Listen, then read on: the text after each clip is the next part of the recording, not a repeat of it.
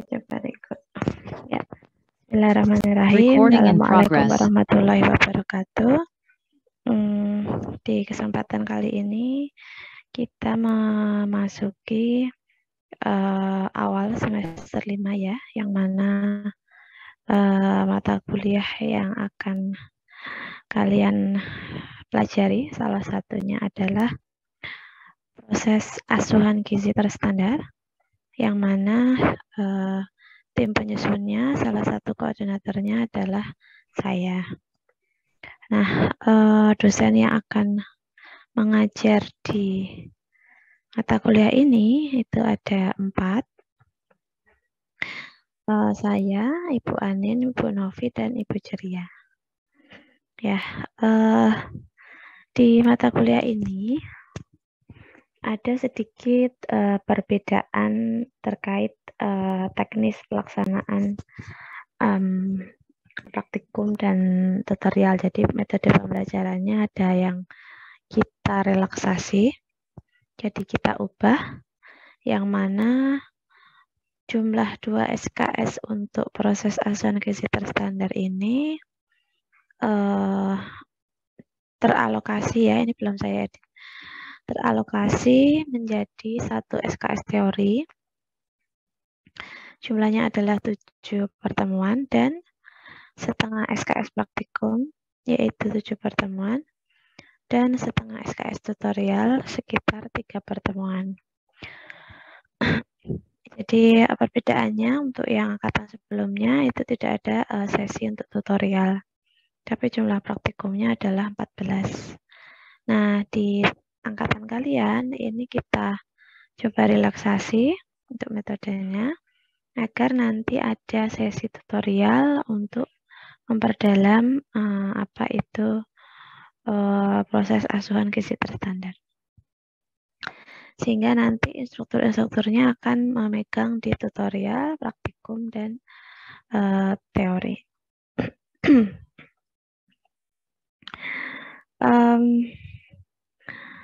Beberapa di sini sudah ada saya sampaikan untuk pencapaian mata kuliah ya, pencapaian kemampuan kalian yang akan kita ukur di mata kuliah ini adalah kemampuan kalian untuk membuat suatu asuhan gizi sesuai dengan proses asuhan gizi terstandar. Nah, untuk bisa mendapatkan nilai, maka kita menyusun suatu rancangan penugasan, kuis, ujian akhir ya, dan ujian tengah semester, beberapa tugas, dan tutorial. Nah, di sini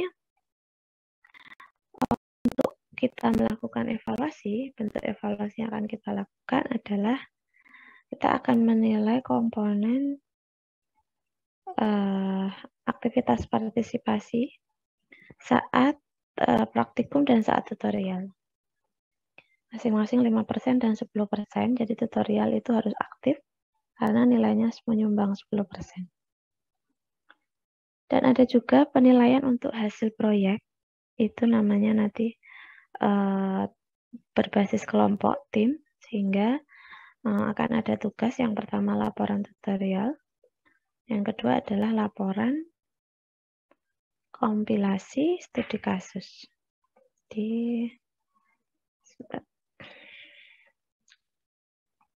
Ya, laporan kompilasi studi kasus yang sudah direvisi. Nah, beberapa gambaran atau alur untuk proses kita teori dan tutor dan juga praktikum. Itu sekilas saya jelaskan. Ini untuk yang teori. Ini saya gabung ya untuk kelas A dan kelas B. Nah, untuk kelas B dimulai tanggal 10 Oktober jam 4 sore ya. Di ruang kelas, dan materinya adalah konsep dasar proses asuhan gizi terstandar. Nah, tanggal 17 Oktober nanti akan masuk teori kedua, yaitu asesmen gizi. Tanggal 24 diagnosis gizi untuk domain asupan, tanggal 31 untuk diagnosis gizi domain klinis, dan tanggal 5 Desember untuk intervensi gizi. Beberapa rentang cukup jauh. Kenapa? Karena kita menyesuaikan untuk praktikumnya juga ya. Jadi nanti untuk kelompok B itu tanggal 13, tanggal 20 itu akan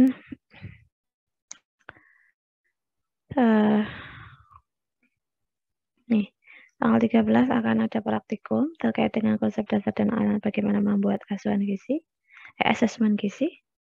Kemudian di pertemuan tanggal 20 seminggu berikutnya itu akan ada presentasi kasus. Nah, jadi nanti akan saya share untuk modul praktikumnya yang ada kasusnya. Nah, jumlah kasusnya ada 3, yang mana nanti di setiap kelompok ini ada B1, B2, B3 itu masing-masing akan mengerjakan satu kasus. Karena kan dibagi menjadi 3 kelompok ya untuk B1, B2, B3. Nanti masing-masing dibagi lagi menjadi 3 kelompok kecil dan masing-masing kelompok kecil mengerjakan salah satu kasus. Jadi ada 3 kasus yang dikerjakan untuk B1, 3 kasus untuk dikerjakan oleh B2 dan 3 kasus untuk B3. Begitu. Nah, tahapannya kasus yang sudah ada itu kalian kerjakan secara urut. Mulai dari asesmen gizinya bagaimana, kemudian dipresentasikan di minggu berikutnya, kemudian lanjut ke diagnosis gizi, kalian membuat diagnosis gizi di kasus yang sama juga, kemudian didiskusikan bersama di pertemuan selanjutnya, dan sampai dengan mengerjakan kasus intervensi gizi dan monef. Itu semua ada presentasinya. Nah, nanti ada penilaian terkait keaktifan ya dalam praktikum, sehingga harapannya penilaian dari instruktur dan penilaian dari teman-teman akan saya minta, saya kumpulkan. Ya, kemudian karena worksheet kasusnya itu ada 3 untuk satu kelompok B1 ya. Nah, yang tadi saya maksud laporan kasus itu adalah worksheet kasus yang sudah direvisi, sudah ada masukan dari instruktur, ada diskusi bersama dari presentasi itu, kemudian direvisi dan dikompilasi. Harapannya nanti kalian tidak kesulitan mencari catatan-catatan terkait dengan penanganan kasus asuhan gizi pada kasus-kasus tertentu. Karena kalau nggak saya minta untuk mengkompilasi, ya mungkin nggak semua anak akan punya inisiatif untuk punya catatan, untuk punya kumpulan rumus-rumus gitu ya. Jadi kalau saya minta seperti ini, harapannya besok ketika PKL kalian tinggal membaca lagi laporan kumpulan kasusnya, dan harapannya ya jawaban itu sudah sesuai, sudah tepat. Sehingga kalian kalau belajar ya jawabannya sudah sesuai gitu, yang dipelajari nggak keliru. Itu untuk laporan kasus. Memang beberapa tanggal ini saya lompati ya sesuai dengan urutan teori, dan juga nanti akan ada jadi nggak akan jalan setiap minggunya begitu. Ada beberapa yang kita cut, kemudian kita mulai lagi. Yang ini tampilannya timeline atau masih RPS?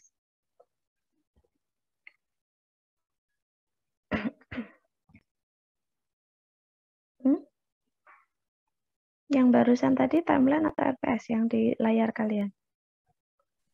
Timeline, Bu. Timeline-nya, Bu. Oh ya, Oke. Nanti akan saya bagikan timeline dan RPS-nya. Gitu ya. Jadi untuk timeline teori nanti akan ada tutor, teorinya ada 7 pertemuan. Nanti di pertemuan ke-7 ada mengerjakan diskusi bersama untuk kasus 1 dan kasus 2. Kemudian nanti akan kita diskusi di pertemuan ke-7. Nanti isinya ya asesmen, diagnosis, intervensi, dan monef. Kemudian ada jadwal tutorial yang sementara kita pakai e-learning atau lensa gitu ya, atau mungkin secara online. Sementara itu, tapi nanti kalau ada jadwal kalian yang kosong di tanggal ini dan bisa maju pagi atau siang, bisa kita pakai ruangan tutor. Ruangan tutor karena hanya setengah SKS, maka kita hanya melaksanakan 2 pertemuan. Pertemuan 1 untuk membahas kasus, nanti pertemuan kedua ada pakar, kemudian lanjut pertemuan ketiga untuk menyelesaikan laporan tutorialnya. Ya, jadi laporan tutorial nanti juga akan kita nilai serta proses tutorialnya. Keaktifan dalam diskusi.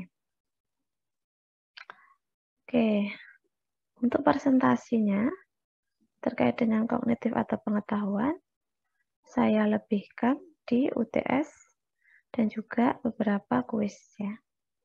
Jadi kalau sewaktu-waktu ada kuis, silakan dikerjakan. Jangan sampai ada yang terlewat. Nah, silahkan mulai mencari buku-buku terkait dengan proses asuhan gizi terstandar, asuhan gizi klinik, dan pedoman-pedoman ini apa namanya, International Dietetic Nutrition Terminology ya, itu NCP ya, bisa dicari di internet. Tentu bisa kita pakai dalam menentukan asuhan gizi.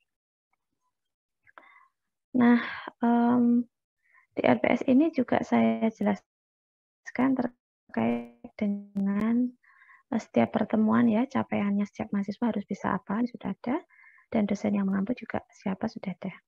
Yang paling penting adalah kalian punya atau perlu melihat rancangan tugas yang akan saya berikan. Jadi ada laporan kompilasi studi kasus, yang mana nanti ada 3 kasus ya di sini. Formatnya juga sudah saya sampaikan di sini. Urutannya seperti apa, dan karena laporan itu identik dengan pembahasan, jadi silahkan worksheet yang sudah ada dilengkapi dengan pembahasan singkat di setiap tahapan asuhan gizi. Ada referensi, berarti nanti ketika mau membuat daftar pustaka ada Mendeley-nya. Kita bikin susun Mendeley. Dan yang paling penting jangan lupa pakai kertas ukuran A5 untuk membuat laporan kasus ini. Itu nanti tugasnya dikumpul pakai Google Drive, linknya baru ditaruh di lensa. Karena lensa itu kalau diupload tugas agak banyak, nanti loading, dia udah overload. Ya, dan paling lambat dikumpulkan tanggal 31 Desember. Untuk yang worksheet nanti bisa dilihat dari sini. Worksheet contohnya di sini hanya contoh. Sehingga kode IDNT jenis data itu menyesuaikan kasusnya. Jangan terpacu banget dengan worksheet yang kita bikin. Yang penting ada item-item terkait dengan riwayat diet, pengalaman diet gitu ya. Itu kalau nggak ada dikosongi, kalau ada ditambahkan. Kemudian worksheet-nya ada tentang pembuatan diagnosis, intervensi gizi, menunya seperti apa, dan apa yang dimonef, mau berapa persen capaiannya. Dan kalau ada perubahan perilaku, berarti kita akan merencanakan suatu edukasi. Nah, rencana konsultasinya seperti apa. Nah, di rancangan penugasan ini juga ada terkait dengan tutorial. Laporan tutorial itu juga sama, kurang lebihnya kalian sudah pernah mengikuti laporan kegiatan tutorial, sehingga kurang lebihnya sama tahapannya. Bab 1 itu isinya skenario, bab 2 itu pembahasan, ada referensi yang cukup komprehensif, kemudian ada simpulan dan saran, itu menjawab tujuan. Jangan lupa daftar pustakanya menggunakan Mendeley dan ada referensi yang digunakan baik itu jurnal atau artikel ilmiah.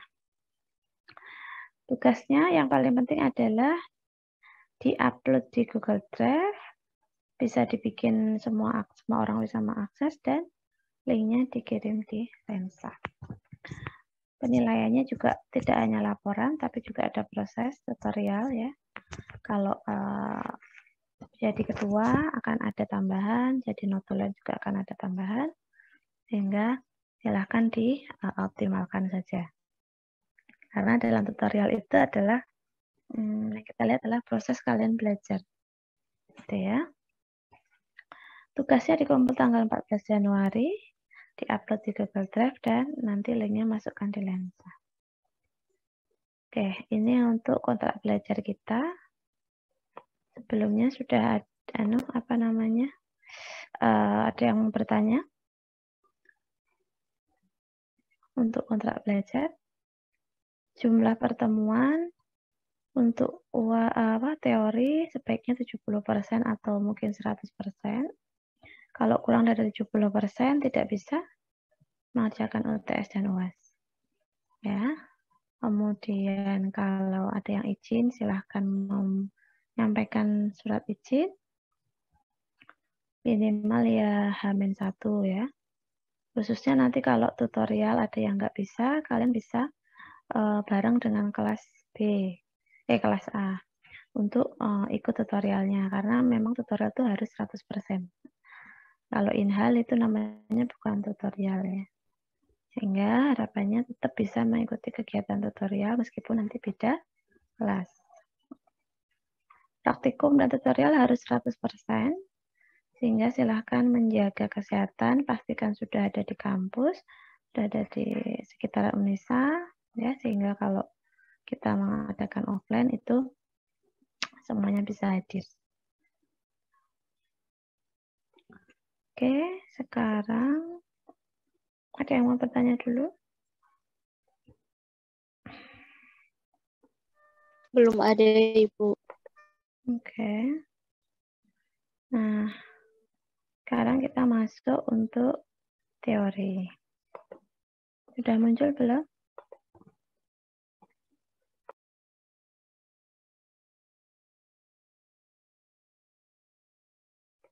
Sudah muncul belum PPT saya? Belum, Belum, Bu. Oke. Kadang emang suka kayak gitu. Ya. Ya.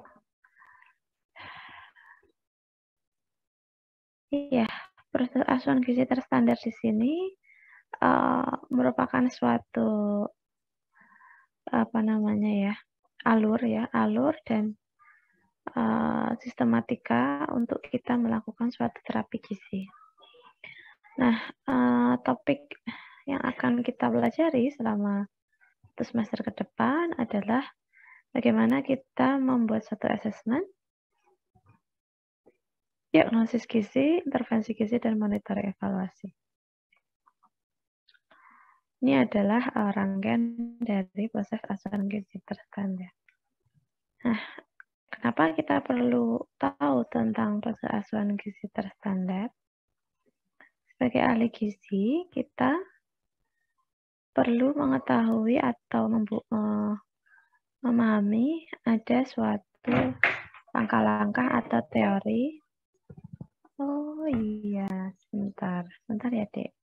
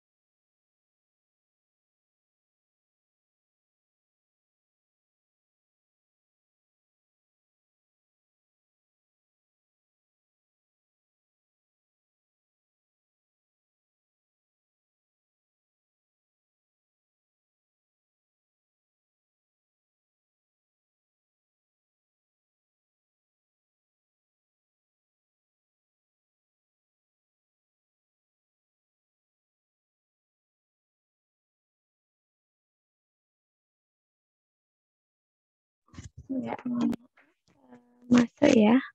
Ini saya coba ulang lagi.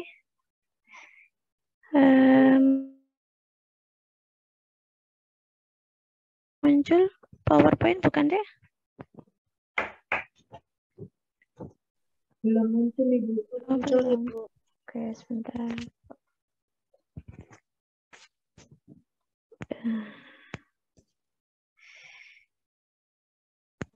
Oke. Baik. Udah ya, udah muncul ya. Untuk asuhan gizi, kenapa kita harus belajar? Ya karena memang harapannya kita bisa membuat suatu asuhan gizi yang memang berkualitas, itu ya. Dan memang alurnya itu melalui rangkaian aktivitas yang sudah terorganisir, sehingga kita bisa mengidentifikasi kebutuhan gizi pasien sampai dengan pemberian pelayanannya. Nah, di sini kita akan belajar bagaimana apa itu proses asuhan gizi dan alurnya seperti apa. Ya, sebagai seorang ahli gizi kita juga perlu memahami ya bahwa setiap profesi kesehatan, tenaga kesehatan itu juga memiliki kemampuan untuk membuat suatu asuhan. Ada asuhan keperawatan, asuhan kebidanan gitu ya.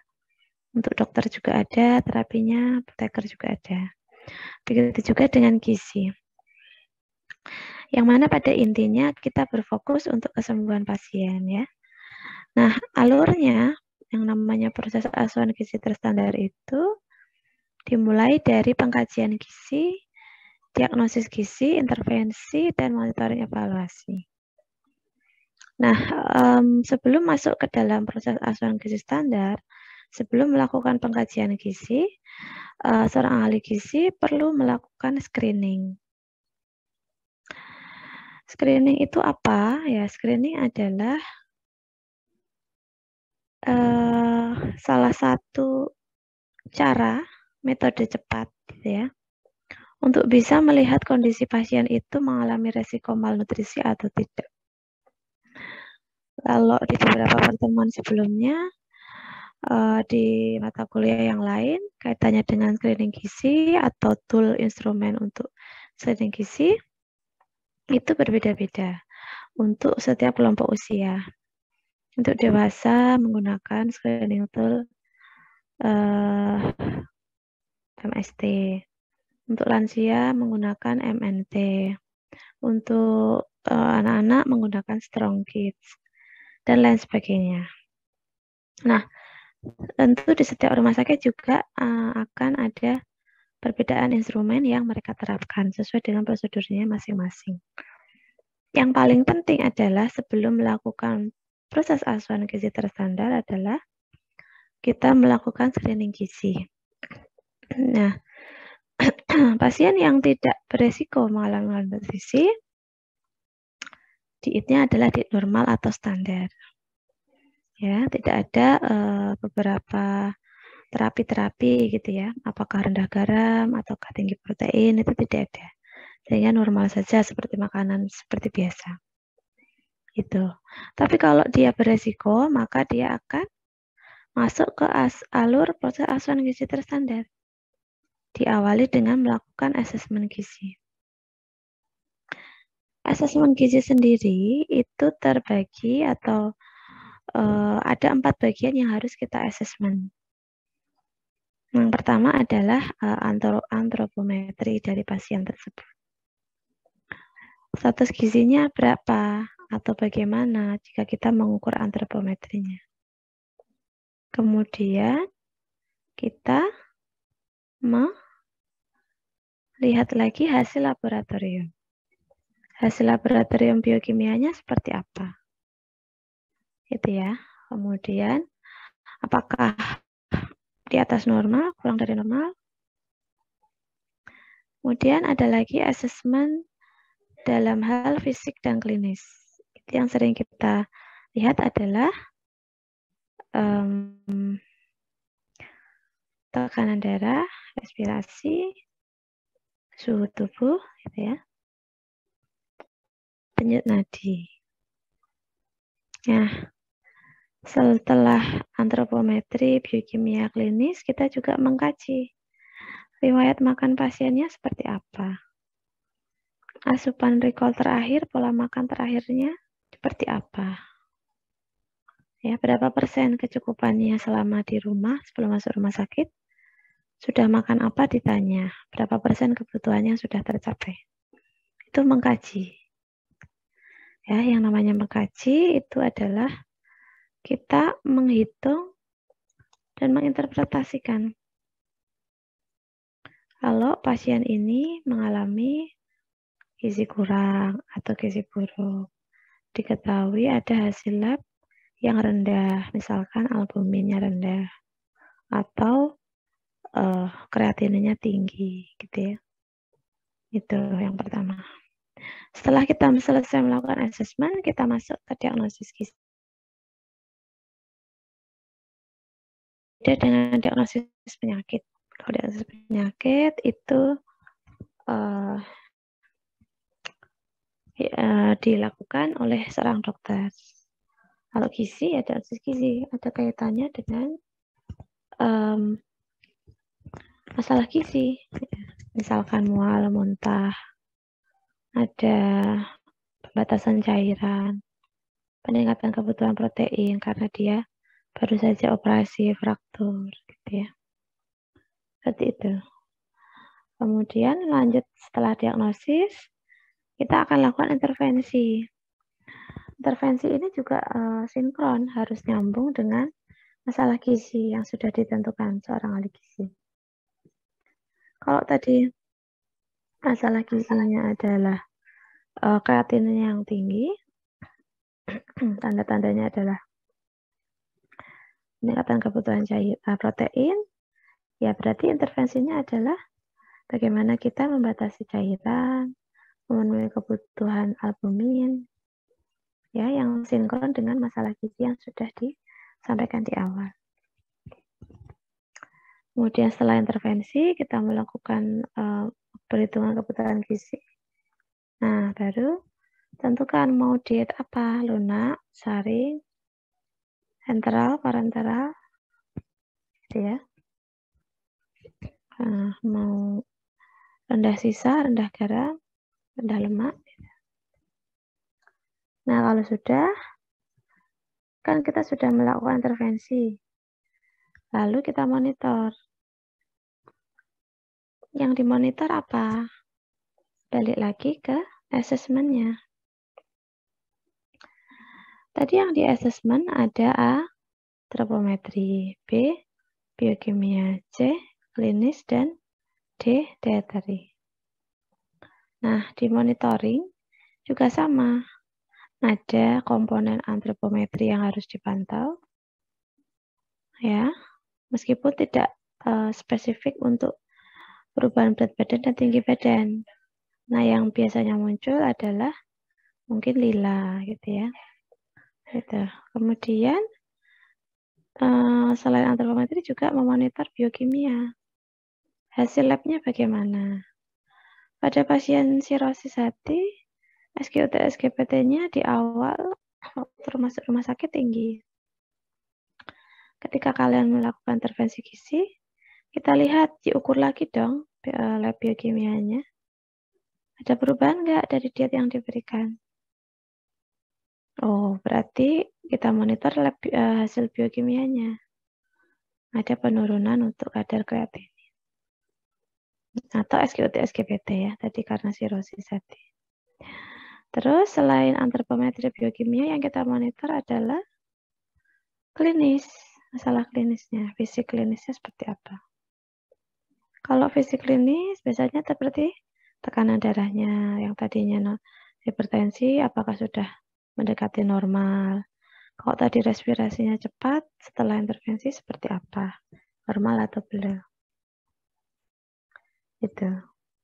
Nah, setelah antropometri biokimia klinis, kita lihat dietary-nya. Nah, apakah diet yang diberikan di rumah sakit itu dimakan oleh pasien? Kalau dimakan, berapa persen sih dari kebutuhan yang sudah dipenuhi? Nah, ini dieterinya. Ya, jadi untuk asesmen gizi itu ada. Kita melakukan interpretasi untuk antropometri, biokimia klinis, dan dietary. Sedangkan untuk monitoring, sama juga. Kita memonitor apa yang sudah di-assessment tadi. ABCD-nya sudah jelas sama. Nah, apabila tujuan itu sudah tercapai, maka asuhan gizi ini akan berhenti. Berhenti, kemudian pasien pulang karena sudah sembuh. Ya. Tapi kalau ternyata kita memberikan asuhan gizi, intervensi gizi kok masih ada yang belum berubah, kok masih bengkak, kok masih tinggi kreatininnya, berarti ada yang salah dong dalam kita menentukan masalah gizi atau dalam kita melakukan asesmen gizi. Ya, jadi sangat penting kita memperhatikan ketepatan pengkajian asuhan gizi ini, asesmen gizi ini. Gitu ya. Ketika nanti tujuan tidak tercapai, ya kembali lagi. Dari monitor evaluasi akan kita asesmen kembali, di asesmen ulang lagi. Dikaji lagi. Seperti apa? Antropometri, biokimia, klinis, dan dieternya. Kayak gitu. Sehingga siklusnya adalah berputar terus. Gitu ya. Kalau tujuannya belum tercapai, ya balik lagi. Akan melakukan reassessment. Atau mengkaji ulang. Bikin diagnosis lagi dan membuat intervensi lagi. Nah, biasanya di rumah sakit itu penentuan diagnosis gizi akan ada prioritas ya. Ada hal-hal yang harus diprioritaskan. Karena masalah gizi itu biasanya akan banyak gitu, akan muncul banyak.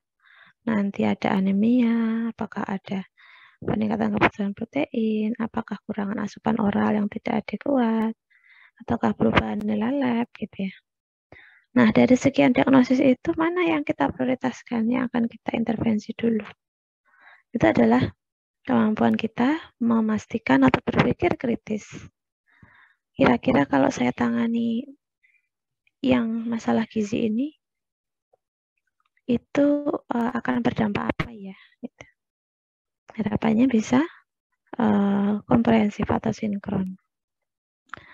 Nah, di bagian ini adalah kemampuan seorang dietitian untuk memberikan asuhan gizi, yang mana seorang dietitian itu harus memiliki pengetahuan dietetik yang bagus, punya kode etik, memiliki kode etik, ya, menjaga kerahasiaan pasien, identitas pasien, ya, mempunyai kemampuan untuk berpikir kritis. Seorang dietitian juga harus punya kemampuan berkolaborasi. Karena kita dalam proses penyembuhan pasien itu harus menerapkan interprofessional education. Kita harus berkolaborasi dengan semua tenaga kesehatan, dokter, perawat, apoteker, dan seterusnya. Ya, karena akan nyambung. Apoteker ngasih obat apa? Saya harus ngasih diet apa? Pak dokter ngasihnya diet apa? Ya, obatnya apa? Dan bagaimana kita berkomunikasi yang baik tanpa harus saling, istilahnya kalau di dalam suatu lingkungan pekerjaan itu ya, bagaimana kita berkomunikasi, menjaga sikap dan juga menjaga tutur kata yang sopan sehingga pesan kita, masukan kita untuk kesehatan pasien itu juga tersampaikan. Karena sebenarnya dalam satu rekam medis itu ya kita semua tenaga kesehatan yang akan menyampaikan informasi tersebut. Ini pasien ini butuh diet rendah lemak, gitu ya misalkan rendah garam. Berapa gram di sini ditulis, nanti ahli gizi akan menulis di rekam medisnya. Itu satu bentuk komunikasi rekam medis itu, sehingga nanti dokter bisa membaca, perawat juga bisa membaca. Dan yang penting adalah evidence based practice. Segala tindakan itu harus berbasis pada riset. Harus ada sumber yang terpercaya. Sehingga tadi saya minta ada suatu pembahasan yang memang diambil dari referensi. Kita bisa melakukan suatu pengkajian gizi dengan cara apa? Ya melihat rujukan normalnya untuk kadar biokimia misalkan. Berapa yang normal, terus kenapa kok bisa muncul di ketidaknormalan hasil lab itu? Apa hubungannya dengan penyakit yang diderita? Kayak gitu. Dijelaskan dari dalam satu interpretasi itu. Tuh. Nah, di sini adalah suatu konsep dasar yang mana dalam suatu nutrition assessment atau pengkajian gizi itu akan ada suatu terminologi yang memang akan muncul dalam suatu ini ya untuk pengkajian gizi. Salah satunya yang namanya pengkajian gizi tadi ada client history atau riwayat makan pasien, kebiasaan pasien apakah sudah pernah mendapatkan konsul gitu ya. Kemudian kita juga bisa menjelaskan terkait dengan pengukuran antropometri. Kemudian hasil biokimia, hasil tesnya bagaimana. Kita lihat hasil ronsennya, EKG-nya, kemudian mungkin CT scan gitu ya. Data-data pendukung yang memang bisa masuk atau akan kita kaji selengkap-lengkapnya di sini. Ya, terkait dengan makanan atau alergi misalkan. Nanti setelah asesmen gizi kita masuk ke diagnosis. Terminologi untuk diagnosis itu ada domain intake atau asupan, domain klinis, dan domain lingkungan serta perilaku. Sehingga masalah gizi ini nanti biasanya berkaitan dengan intake atau asupan yang inadekuat atau asupan yang berlebihan ya, atau juga terkait dengan perubahan nilai lab, ada gangguan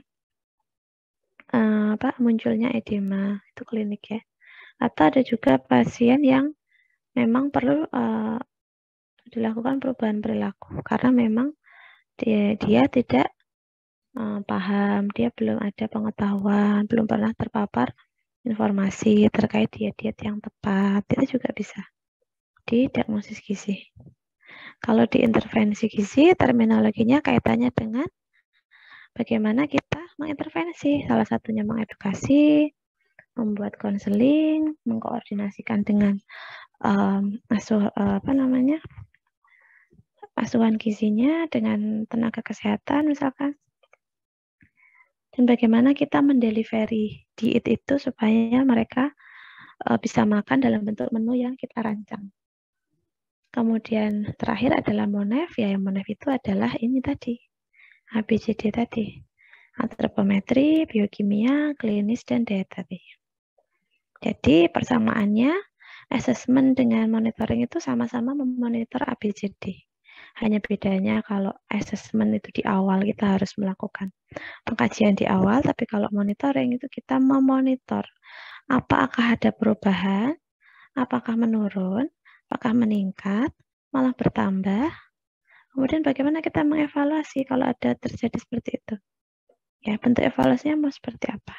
Itu di tahap monitoring. Tapi komponen yang diamati sama, yaitu ini tadi. A, B, C, D. Jadi penjelasannya. Nah, sekarang diagnosis. Setelah melakukan asesmen gizi, ya, kita lakukan setelah melakukan interpretasi, kita lakukan diagnosis. Ini hal yang paling sulit biasanya untuk mahasiswa menentukan masalah gizi. Biasanya masalah penyebab masalah ini ditulis sebagai penyakitnya. Padahal itu kurang tepat. Beberapa kondisi memang kurang tepat.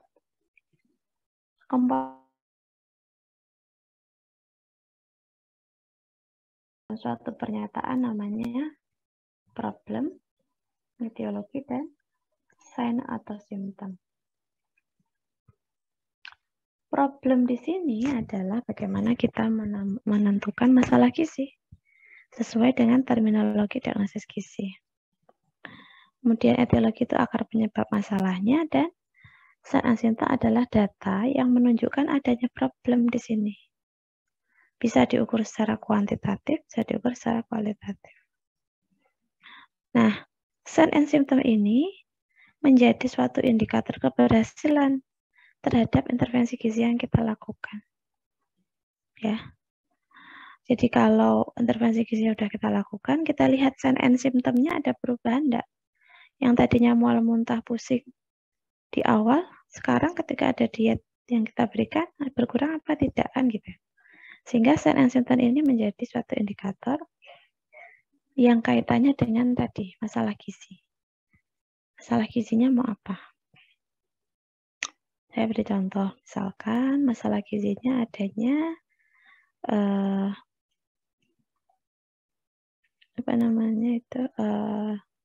peningkatan kebutuhan protein. Dengan kebutuhan protein di sini albumin misalkan. Penyebabnya apa? Biasanya pada pasien gagal ginjal stage 5 misalkan, itu mengalami disfungsi dalam menyaring protein. Nah, tandanya apa? Tandanya yang ada kaitannya dengan masalah gizi tadi.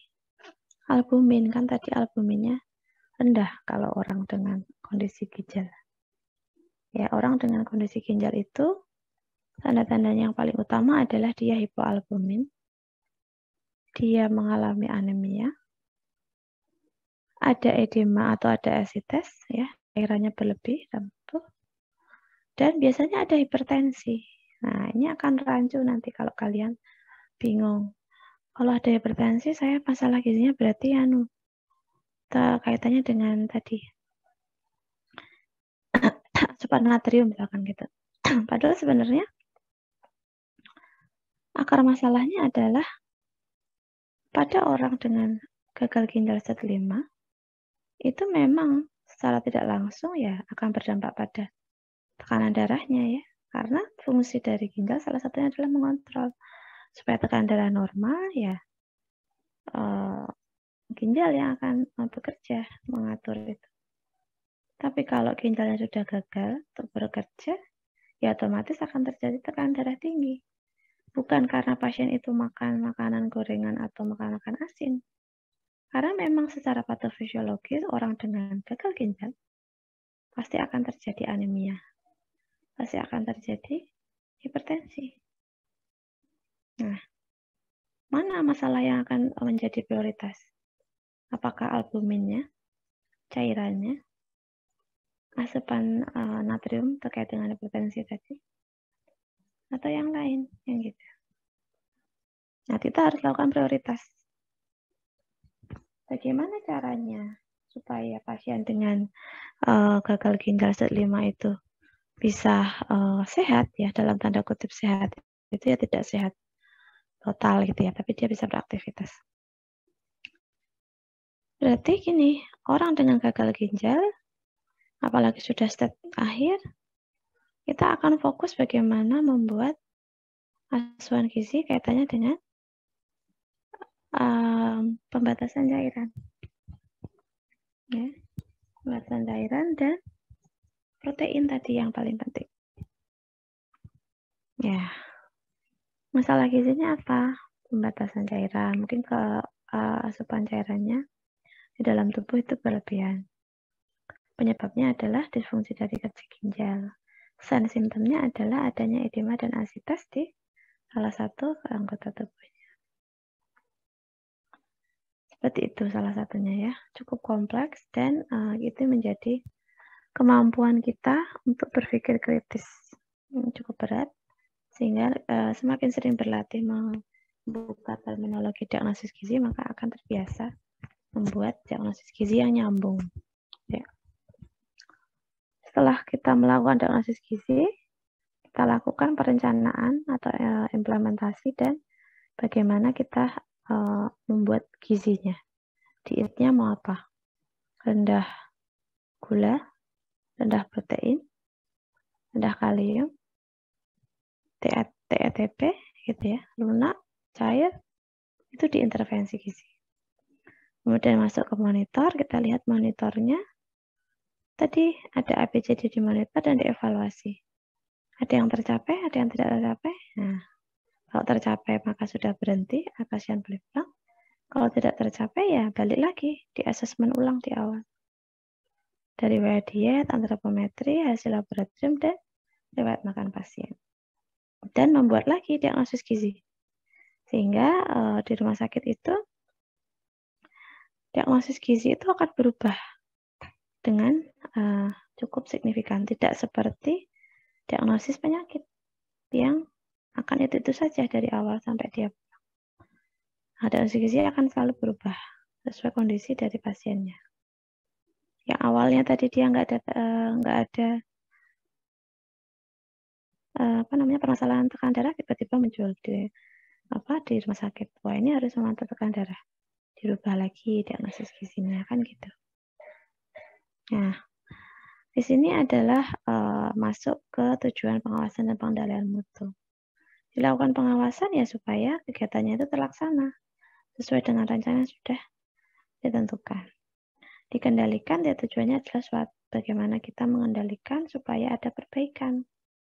Ya, harapannya pasien itu puas, sembuh, makanannya juga diterima, nggak ada komplain gitu ya. Dan pasien juga paham dietnya itu sudah sesuai.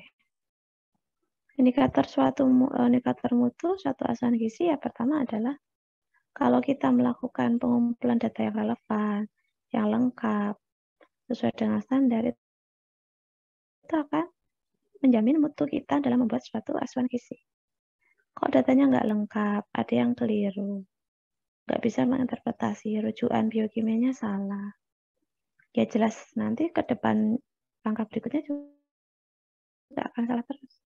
Dosis gizinya nggak sesuai, intervensinya nggak nyambung gitu ya. Sehingga harapannya nanti ada perubahan dari status gizinya, ada asupan gizi yang sudah membaik, peningkatan pengetahuan yang memang sudah tercapai oleh pasien tersebut. Bahkan kalau bisa ada perubahan perilaku. Gitu ya. Jadi sudah saya jelaskan terkait dengan asesmen bahwa kita adalah kemampuan kita untuk mengumpulkan, mengidentifikasi masalah gizi, mengumpulkan dan memverifikasi data, semua data. Dikumpulkan, datanya ada antropometri, biokimia, fisik, dan riwayat pasien. Nah, untuk asesmen, saya coba tanya, kalau pasien dengan bed rest, kira-kira untuk mengecek antropometrinya, status gizinya mau pakai apa?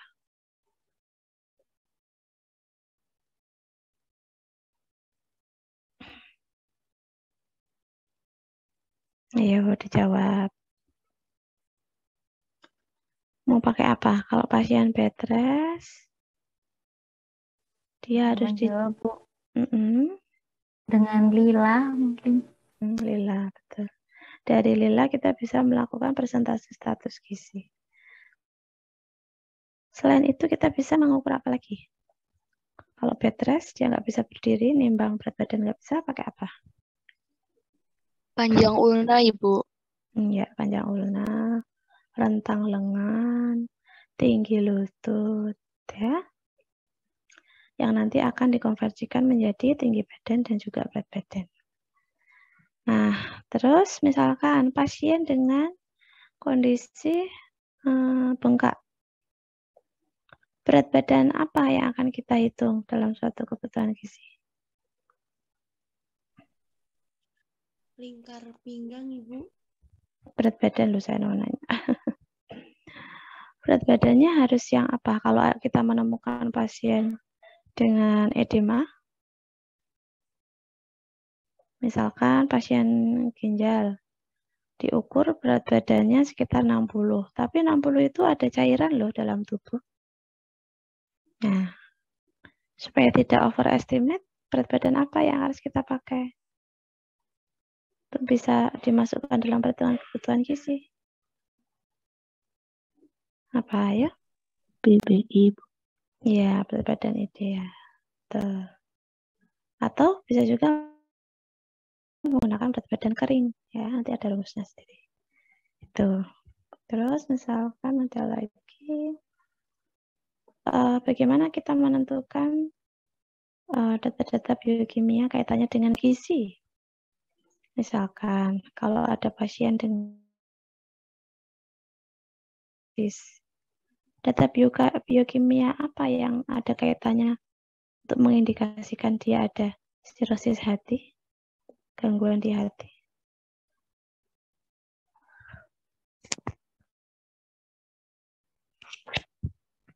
Apa ya?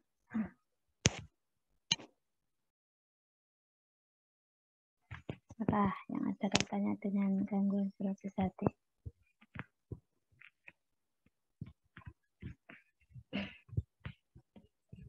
Kalau orang dengan DM kan kita memantau dengan hasil gula darah sewaktu atau gula darah puasa gitu ya. Kalau sirosis pakai apa? Indikatornya apa kalau hasil labnya?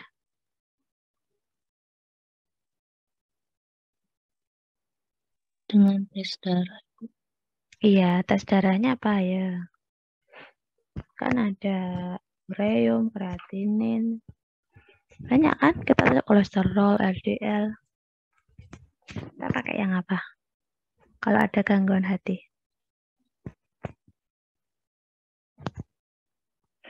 SGOT, SGPT ya. Terus kalau ada pasien dengan demam berdarah, hasil labnya kita lihat apa?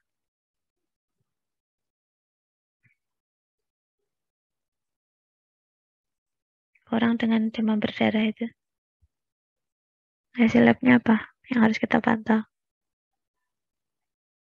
Jumlah trombosit. Ya, betul. Terus kalau orang dengan gangguan ginjal,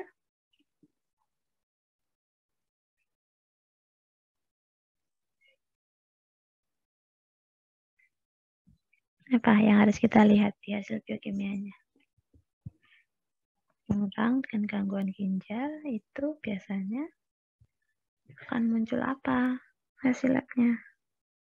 Jadi indikator bahwa kerja ginjalnya itu udah nggak mampu kerja. Apa dari hasil labnya namanya apa?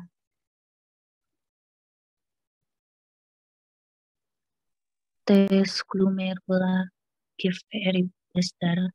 Ya, TGF. Yang lainnya lagi apa ya?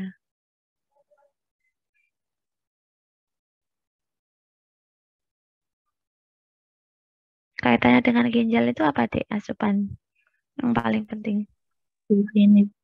Iya, urin, protein, ya. Protein itu dalam bentuk apa? Ya, mungkin akan ada protein di dalam urinnya, ya. Atau akan ada muncul di darah itu adalah hasil kreatininnya. Hasil ureumnya tinggi. Albuminnya malah rendah. HB-nya malah rendah. Itu orang dengan kondisi gagal ginjal. Nah, itu adalah indikator-indikator yang kita pelajari dan ada kaitannya dengan gizi.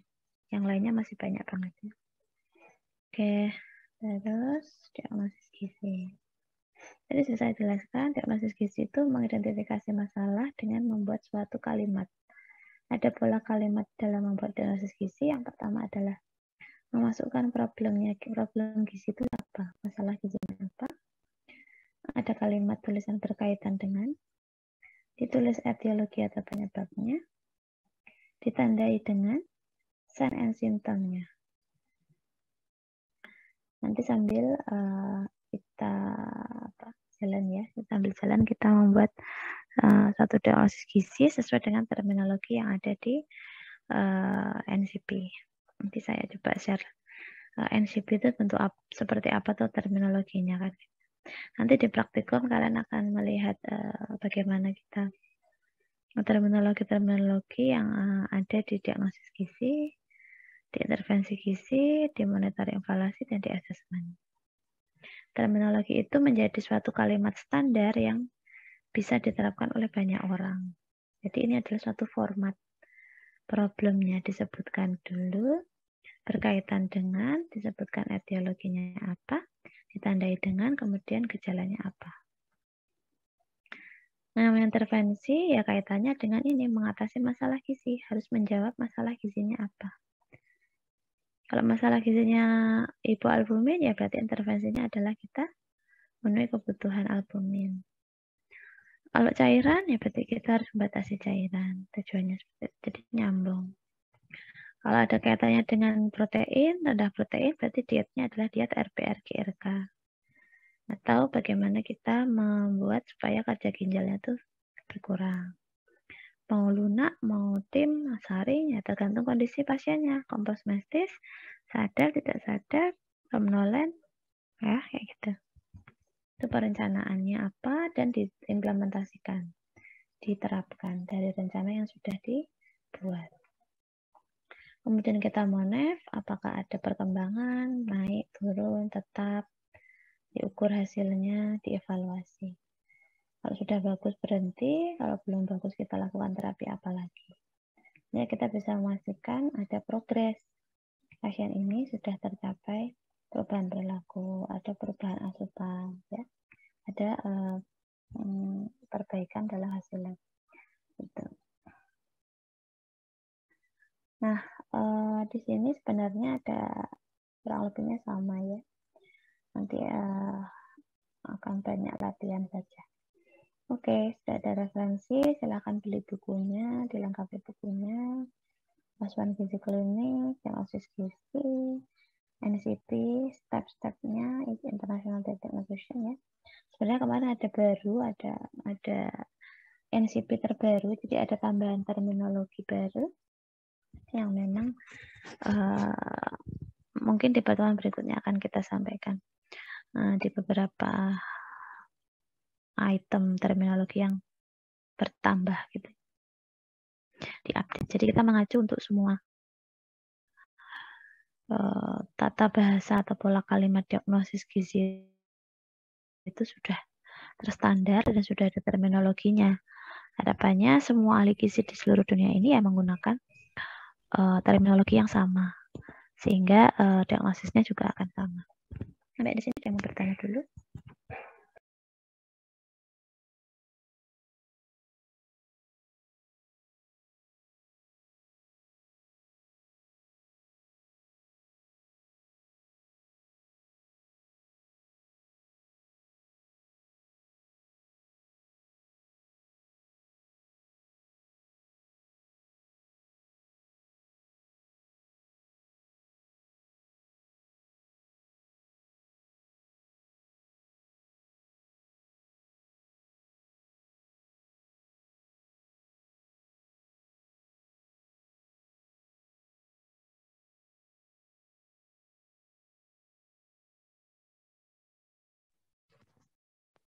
Oke, gak ada yang bertanya. Recording Ya. stopped. Oke, terima kasih sudah mau mendengarkan kuliah hari ini. Ya, harapannya nanti bisa diaplikasikan di pertemuan berikutnya saat praktikum dan tutorial. Baik, terima kasih. Saya cukupkan kuliah hari ini. Wassalamualaikum warahmatullahi wabarakatuh.